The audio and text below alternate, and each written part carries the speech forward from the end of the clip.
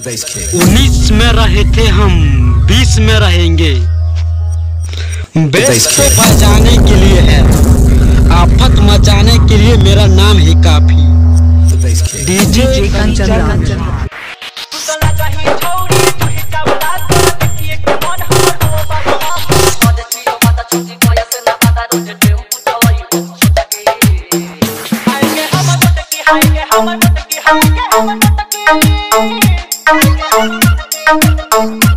DJ Kanchan Paharpur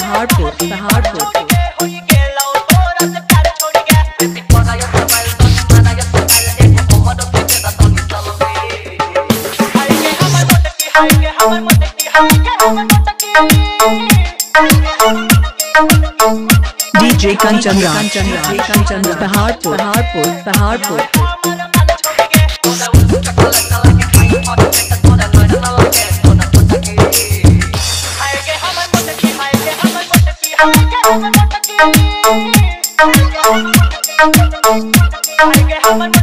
DJ Kanchan Paharpur